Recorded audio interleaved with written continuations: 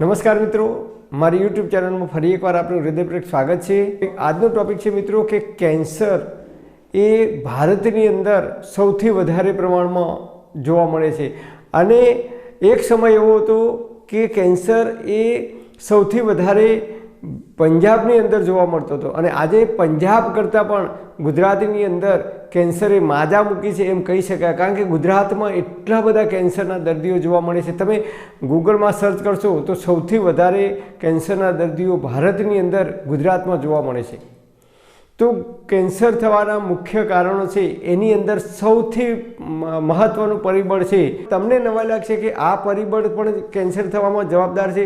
જી હા મિત્રો, મેં બે એવા વ્યક્તિ ઉપર રિસર્ચ કર્યો કે જેઓ બહારનું ખાતા નહોતા, દાબેલી, વડાપાઉં, પંજાબી કે કોઈ પણ વસ્તુ બહારની ખાતા નહોતા, છતાં એમને કેન્સર ડિટેક્ટ થયું અને અત્યારે હાલ કેન્સરની ટ્રીટમેન્ટ ચાલે છે।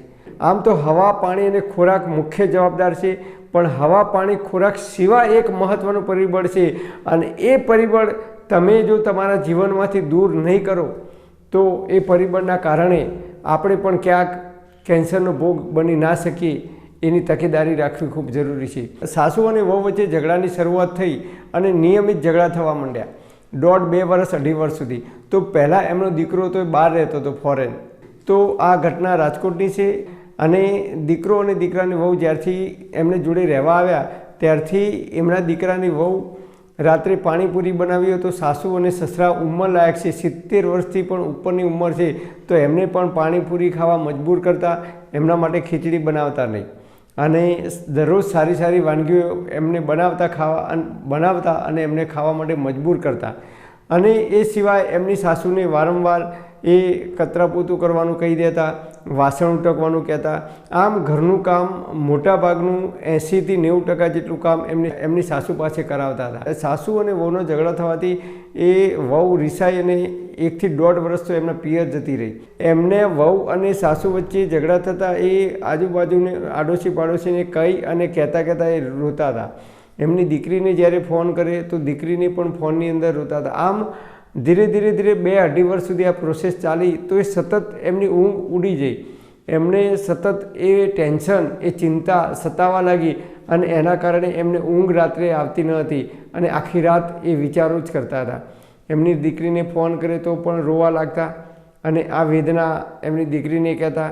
કોઈ નજીકના સંબંધી આવે તો પણ એમની સાથે આ વાત કરતાં તેઓ રડી પડતા અને સતત ટેન્શનમાં રહેતા, સતત વિચારો જ કરતા હતા કે હું કદાચ મરી જઈશ તો મારા ઘરવાળાનું એટલે કે દાદાનું શું થશે, આ વહુ એમને પણ હેરાન કરશે, અથવા અમે મરી જઈશું તો અમારા છોકરાને વહુ ગોઠતી નથી તો એ એને પણ હેરાન કરશે, વારંવાર રિસાઈને જતી રહે છે। આમ સતત ચિંતા કરતા હતા અને એ ચિંતામાં એમનું શરીર ધીમે ધીમે દુબળું થવા લાગ્યું, એમની ઊંઘ ઉડી જઈ। એમને એવું કહ્યું કે રાત્રે ઊંઘ પણ એમને આવતી નથી, આખી રાત વિચાર આવે, બપોરે ઊંઘે તો બપોરે પણ વિચાર આવે। આમ સતત ટેન્શન એમને મગજ ઉપર લઈ લીધું અને આ તણાવ, આ ટેન્શનના લીધે એમના શરીરની ઇમ્યુનિટી વીક પડી અને આયુર્વેદ પણ કહે છે ને ડૉક્ટરને પણ પૂછવો તો પૂછી જોજો કે આપણે સતત ચિંતા કરીએ, સતત ટેન્શન કરીએ તો આપણા શરીરની ઇમ્યુનિટી છે એ ડાઉન થાય છે, આપણા હોર્મોન્સ છે એ ઇનબેલેન્સ થાય છે અને હોર્મોન્સ ઇનબેલેન્સ થાય એટલે આપણા શરીરની ઇમ્યુનિટી ડાઉન થાય છે અને શરીરની ઇમ્યુનિટી ડાઉન થાય ત્યારે શરીરની અંદર રહેલી જે નેગેટિવ ઉર્જા છે, જે ખરાબ સેલ છે, જે ખરાબ બેક્ટેરિયા છે એ એક્ટિવ થાય છે અને જ્યારે ખરાબ બેક્ટેરિયા એક્ટિવ થાય છે, ઇમ્યુનિટી ડાઉન થાય છે, ત્યારે એ ખરાબ બેક્ટેરિયા ગમે તે એક જગ્યાએ શરીરમાં ભેગા થાય છે અને શરીરની અંદર રહેલા કોઈપણ એક ઓર્ગન્સને એ ડેમેજ કરવાનું કામ કરે છે અને એના લીધે કદાચ કેન્સરનો જન્મ થઈ શકે છે આપણા શરીરમાં। આવા 2 બહેનોના કિસ્સા મેં જોયા। બંને બહેનો એ સતત ટેન્શન, સતત ચિંતા, નેગેટિવ વિચારો જ આવતા હતા અને એના કારણે પણ સતત ચિંતા કરતા હતા, સતત ટેન્શનમાં રહેતા હતા।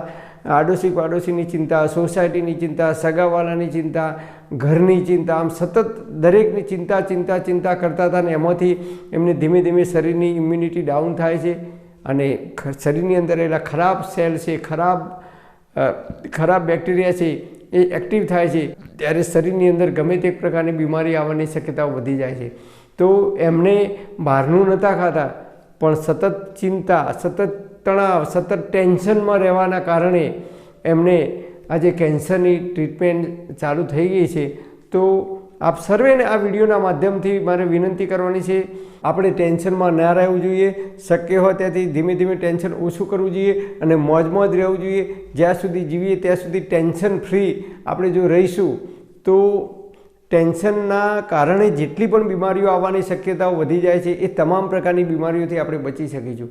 તો મેં 2 બહેનો ઉપર રિસર્ચ કર્યું અને બંનેમાં એ બહારનો ખોરાક નહોતા ખાતા, પણ સતત ટેન્શનના કારણે એમની ઊંઘ હરામ થઈ ગઈ હતી, ઊંઘ આવતી નથી અને એમના કારણે એમને કેન્સર ડિટેક્ટ થયું અને અત્યારે કેન્સરની ટ્રીટમેન્ટ ચાલે છે. તો હવા, પાણી અને ખોરાક સિવાય આ ટેન્શન, જે ચિંતા, જે ભય, ચિંતા આપણે જે સતત કરીએ છીએ, જે ટેન્શન લઈએ છીએ, એ ટેન્શન જો આપણે ઓછું કરી દઈશું તો આપણે આવી ભયંકર બીમારીથી બચી શકીશું. પરમપિતા પરમાત્મા આપ સર્વેને તંદુરસ્ત અને નિરોગી રાખે એવી હૃદયપૂર્વક મારી પ્રાર્થના. Thanks for watching my video. Thank you.